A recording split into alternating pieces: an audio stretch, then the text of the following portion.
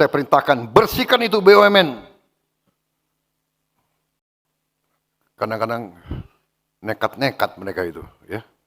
Diberi kepercayaan oleh negara. Dia kira itu perusahaan nenek moyangnya. Perusahaan rugi, dia tambah bonus untuk dirinya sendiri. Brengsek banget ini.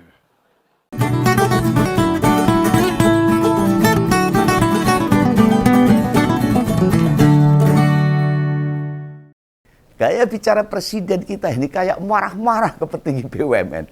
Diperlihatkan di atas panggung. Wah, tentu ini berkaitan sama dividen atau pemasukan keuntungan BUMN, termasuk kinerja BUMN yang belum seperti yang diharapkan oleh presiden. Cara ngomelnya presiden itu hampir tidak terkendali loh. Waduh, meluap-luap. Lihat jari-jari kanannya itu. Mengetuk-ngetuk mimbar, menahan diri untuk tidak bablas itu. Mungkin dia kasih kode buat menghentikan bicara sebab sudah terlanjur keluar kata-kata makian. Ikut disampaikan juga di pidatonya. Oh, Begawan sih nggak pengen bicara sisi psikologis Pak Prabowo, enggak itu. Melainkan substansi sambatan kepala negara kita ini. Semua rakyat ngertilah, Indonesia itu dua perusahaan milik negara, BUMN, namun tujuan biar dapat setoran gede malah berkebalikan. Isinya mayoritas BUMN itu pada jeblok kinerjanya. Sambat rugi tok. Lah ini yang membuat marah Pak Prabowo. Begawan menilai ini. Curhatan Pak Prabowo ya mau nyari perhatian wae kelihatannya. Seolah-olah bakal melakukan tindakan konkret buat benahi BUMN. Lu jangan ngeluh melulu Pak. Tegas. Yang dibutuhkan itu reaksi, bereaksi, eksekusi Pak. Lo ganti itu perkara kata, pecat para petinggi BUMN. Nah, memang mereka tidak sesuai kinerjanya. Ini hak Pak Prabowo. Rakyat itu nunggu itu semua. Ojo malah ngudoroso wae sambat rakyat melu mumet no. Oh, presidennya mumet rakyatnya melu bingung. Lawang yang jadi presiden Pak Prabowo bukan kita-kita ini. Lo mengapa Begawan nyimpul ke bila Pak Prabowo nyari perhatian aja? Ya sebabnya ada banyak faktor yang melingkupinya. Contoh ini, dari 562 kursi komisaris BUMN di Indonesia ini sebanyak 1/4 lebih, 165 posisi komisaris itu dipegang sama politisi. Tahu kalau politisi pegang perusahaan negara. Lainnya dipegang relawan. Tahu relawan itu kalau pegang hal seperti itu. Dan orang dekat istana. Mungkinkah mereka yang termasuk bagian keluhan presiden? Kan gampang saja. Lalu kalau presiden sambat, anyel, mangkel, marah, ya copot wae. Lalu masalahnya di mana kalau nyopot para komisaris itu yang tidak becus bekerja, justru merugikan negara. Orang yang pemasukan malah mau korupsi tok itu. Keberadaan para di lingkaran istana di BUMN apa ya tepat untuk dandani bisa membenahi, mengoptimalkan kinerja BUMN. Ya enggak mungkin. Lihat saja sampai tahun 2029. Gak akan ada banyak perubahan yang terjadi. Kinerja BUMN gak terus berubah dengan signifikan. Gak ada. Setoran dividen BUMN pada negara, yo segitu-gitu aja. Bila ada kenaikan tidak drastis. Malah kadang ada yang bilang rugi. Kenapa rugi? Karena karyawan BUMN itu gajinya selangit, tapi masih korupsi. Ini saya nggak nuduh loh. Ini kenyataannya seperti itu. Loh, harusnya kan untung itu kalau BUMN itu. Pertamina, Telkom. Oh, dodolan barang garek ngeruk loh. Kenapa rugi? Kemarin sempat dikabarkan kalau Freeport bakal ngasih tambahan saham 12% tuh. Secara cuma-cuma loh pada pemerintah. Secara matematis itu memang bagus. Tapi kenyataannya gimana? Ingat loh, di zaman Jokowi ada Freeport, Blok Rokan, Blok Mahakam, Blok Masala sudah balik dikuasai negara secara dominan. Begitu Jokowi lengser, apa kita dengar? Berapa kenaikan dividen? Atau keuntungan yang diserahkan 4 perusahaan-perusahaan itu? Gak ada toh. Masyarakat harus paham kayak gini. Mulanya jangan dukung tak. Tapi masyarakat sebenarnya sangat dikecewakan. Mengapa pendapatan negara tidak meningkat signifikan? Setelah saham mayoritas perusahaan tadi sudah digenggam negara. Apa bedanya dulu dikuasai perusahaan luar sama dikuasai negara? Kenapa si presiden opine malah koyo oposan itu? Merasa tidak bisa apa-apa. Sambat pada rakyat. Jangan, Pak. Pak Prabowo harus tegas. Harus konsisten. Kalau nggak becus kerja, pecat saja. Untuk perbaikan BUMN itu sendiri. Rakyat ya pengen didengar sesuatu yang baik. Mendengar kabar yang sangat melegakan. Bukan malah mendengar keluhan presiden. Lu sudah mau setahun menjabat lo. Mau sambat baik. Terus apa gunanya? Memasukkan 165 politisi, relawan, influencer sebagai komisaris. Isonya nyambut gawe apa tuh mereka itu? Nek gak bisa ngebantu. Ini menandakan jabatan-jabatan yang diberikan presiden pada pendukungnya. Berarti kan yang menghadiah, balas budi, opah. Sudah memenangkan Pak Prabowo. Posisi mereka di sana. Tidak ditujukan buat memperbaiki kinerja BUMN itu sendiri. Nek ngono, coba siapa yang malah nambah masalah. Sing marai gawe makin emosi. Ratusan orang terdekat ditempatkan di BUMN strategis. BUMN raksasa. Bila kapasitas dan kemampuannya bagus, nggak masalah. Nek tidak, mau gajian tak apa? Buat apa? Contoh tuh macam Noel, yang dulu sempat pegang komisaris PT Pupuk. Apa kontribusinya coba? Gak jelas loh. Untung saya kena OTT. KPK dan dicopot. Ndak ya dibiarkan wae, lalu juga komisaris ID Food Selfister Matutina. Gak diganti sama sekali itu. Padahal dia sudah napi. Harus masuk penjara 1,5 tahun. Serta lagi diuber sama kejaksaan itu. Konyol kan? Lo kok Pak Prabowo diem aja kayak gitu. Kok malah sambat ke masyarakat. Lah kalau masyarakat disambati boleh kita ngejar selfister untuk nangkap. Lu gak minta Menteri BUMN sebelumnya, Pak Erik buat nyopot itu. Terus contoh nama berikutnya itu, sing tak ragukan bisa berkontribusi baik, yakni Nani Dayang itu loh. Dia itu jadi komisaris independen Pertamina. Jabatan di pemerintah itu wakil kepala BGN, double jabatannya. Gajinya umum. Bisa kerja apa? Dengan situasi sekarang yang marak terjadi keracunan MBG. Apa Nani bisa menjalankan fungsi di Pertamina? Tegas, Pak, tegas. Ambil tindakan, bukan ganyain sambat. Jadi sambat sama muni-muninya Pak Prabowo yang saya dengar. Ya kita mau acting aja. Drama lah. Ini nek setiap nama komisaris tak kupas. Apa rantek waktuku itu. Wong ada 165 nama komisaris. Ya gengnya istana kebanyakan. Ada beneran presiden mau mengubah, mengoptimalkan kinerja BUMN. Ya komisaris ya dudu wong-wong tanpa kemampuan didua kok ke neng komisaris BUMN. Tidak ada waktu buat turut berkontribusi benahi BUMN-nya. Ya itu karena tidak mampu. Hanya karena balas budi aja. Ingat loh, tugas komisaris itu gak sederhana. Berat. Meski bukan policy maker. Mereka bisa diandalkan untuk meningkatkan kinerja BUMN. Bagi yang gak percaya, dengar tuh. Bagaimana cerita Pak Ahok. Jagain Pertamina. Ben remuk-remukan. Punya setoran tinggi pada negara. Konflik atau pertentangan dengan jajaran direksi itu biasa dihadapi Pak Ahok. Apa para relawan, politisi, orang dekat istana. Berani bersikap kayak Ahok. Alah. Terus gedah rawan. Sekarang ini. Jangan lagi ngudoroso macam begituan. Jangan lagi sambat Pak Prabowo. Emang rakyat pada gak ngerti sejatinya gimana. Ngerti. Kita begawan juga paham. Kan semua tahu. BUMN itu tetap bisa diintervensi. Ditekan. Bahkan diperbaiki ya bisa. Yang penting tujuannya kena. Memberi dividen yang gede buat negara. Kan sudah 80 tahun kita merdeka itu. Wes bangkotan nek 80 tahun. Nek menungso wis tunuk-tunuk. Yang diberikan perusahaan-perusahaan itu pada negara tidak signifikan. APBN kita masih ngandelin pendapatan dari pajak. Dan ini ironi. Bahkan pajak itu diandalkan 82% dari APBN. Nek sesuk neh sambat.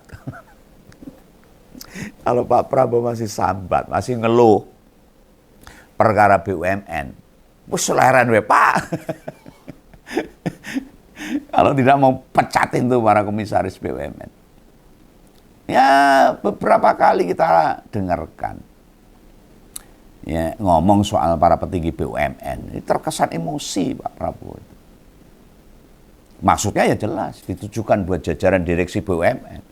Hanya Anda dikonfrontasikan sama kasus nyatanya, kenyataannya, ora sinkron. Kenapa nggak sinkron? Nek beneran rugi, kenapa saya nggak dirombak jajarannya? Lo Pak Prabowo itu presiden, kepala negara yang punya kuasa gede, hak prerogatif bisa mengubah atau menertibkan sesuatu yang nggak bener. Tegas Pak. Nah, kok malah curhat di depan rakyat? Jangan. Secara pribadi, kadang aku kyo bingung. Ini presiden atau seorang aktor nih Pak Prabowo ini. Lalu saya seneng ini Pak Prabowo ini seorang militer, jenderal, tegas, orang lapangan, dulu pernah perang. Lalu kenapa menghadapi seperti ini tidak tegas? Sebab antara apa yang disampaikan dengan yang dijalankan, ya kok orang ketemu. Ada beneran jengkel Pak, emosi, marah. Gak mau BUMN itu rugi. Atau petingginya banyak nerima gaji gede, banyak korupsi di dalamnya. Ya tinggal ubah kebijakannya. Kan rampung. Pecat itu. Yang nggak bisa kerja itu. Yang malah korupsi di mana-mana, suap di mana-mana. Loh mencak-mencak di atas panggung, ya gak ada gunanya no. Wong itu tidak merubah apapun kalau Pak Prabowo tidak langsung eksekusi, bertindak, memperbaiki semua BUMN dari 165 BUMN yang ada di Indonesia. Ini usulan saya loh Pak, saya nggak menginginkan apa-apa, saya cukup seperti ini aja. Boleh sih kasih tahu pada rakyat, boleh. Berkeluh kesah pada rakyat boleh. Ning setelah ngomong gitu, ya teruskan dengan bercerita. Apa kebijakannya yang dijalankan, eksekusinya bagaimana, solusinya bagaimana supaya BUMN itu jadi baik, dividennya ke negara jadi gede. Salah satunya adalah ganti tuh komisaris dengan yang punya kemampuan, skill yang sesuai dengan BUMN itu sendiri. Biar hal ini nggak terulang Pak, ngono loh. Kan yang kayak begituan, seperti cerita seorang ayah tuh, kepala keluarga. Sambat kehidupan ruwet, neng dia tidak melakukan apapun di rumahnya. Alias mau omong-omong ngedok. Bila kita sebagai individu, apalagi yang megang kebijakan, hanya sekedar gremeng, ngedumel, tidak melakukan sesuatu, ya gak ngefek. Ya, oke lah kita tahu. Bila Pak Prabowo pernah mengeluarkan kebijakan yang hebat, bagus. Presiden Prabowo sudah memutuskan buat menghapus tantiem BUMN yang nilainya bisa mencapai puluhan miliar rupiah. Duit segede itu dibagikan per pejabat BUMN setiap tahunnya, baik pada direksi sampai komisaris. Ya, bagus. Bagus itu. Tapi kebijakan penghapusan tantiem muncul setelah banyak teriakan rakyat. Juga para pengamat ahli menyoroti skema pembagian tantiem itu yang dianggap tidak adil. Utamanya waktu BUMN tetap merugi, namun bonusnya tetap cair dan gede-gede. Tantiem itu sendiri adalah bonus tahunan loh yang diberikan perusahaan kepada direksi dan komisaris BUMN. Idealnya insentif ini diberikan jika perusahaan mencetak laba. Nek rugi ora rasa. Nah prakteknya kan nggak begitu. Lo meh BUMN rugi berapapun ya bagi-bagi akhir tahun jalan terus. Bahkan dalam pidato penyampaian APBN 2026, Pak Prabowo cerita ada komisaris yang rapat sebulan sekali, tantiemnya tembus 40 miliar, gendek ini. Setelah kebijakan penghapusan tantiem disampaikan, kok isih ngomong gitu? Berarti kan masih menimbulkan keluhan itu. Penghapusan tantiem tidak berdampak signifikan pada kinerja BUMN. BUMN itu mau ngono terus, bahkan rugi. Ngomongnya rugi, tombok. Kenapa BUMN tombok? Karena karyawannya gajinya tinggi, tapi tetap masih korupsi. Itu jawabannya. Loh setidaknya beberapa orang dekat istana, ada yang ngasih masukan lah. Tapi ada yang kasih masukan bagus. Kita butuhnya aksi nyata loh. Ya? aksi nyata, eksekusi yang langsung, kebijakan yang konkret, tindakan nyata.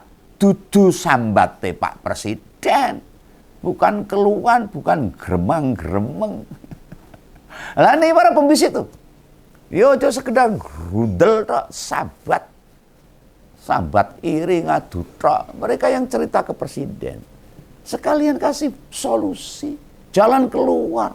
Loh karena gini, kita aja sebagai rakyat seperti Bengawan ini, yang banyak yang tahu ada ketidakadilan yang dijalankan atau dipraktekkan di BUMN. Loh ini kan kesempatan, gue benahi kabeh supaya bisa berjalan baik. Lah nek presiden ini sambat, malah misuh barang, pakai kata brengsek dan sebagainya. Ini tidak mengambil kebijakan apapun, tidak mengeksekusi, ya percuma. Lah situ sing duwe kuwasa lho, Pak. Bisa ngopo-opo. Itu dadi geni lho. Apa meneh awake dhewe kaya awak-awak ini. Sakjane Pak Prabowo sadar nggak sih sama posisinya itu. Ini ada satu hal yang tak syukuri. Di pidato Munas PKS ke-6 kemarin wis jarang nyebut kata-kata akan. Biasanya kan akan. Ini sudah mulai hilang.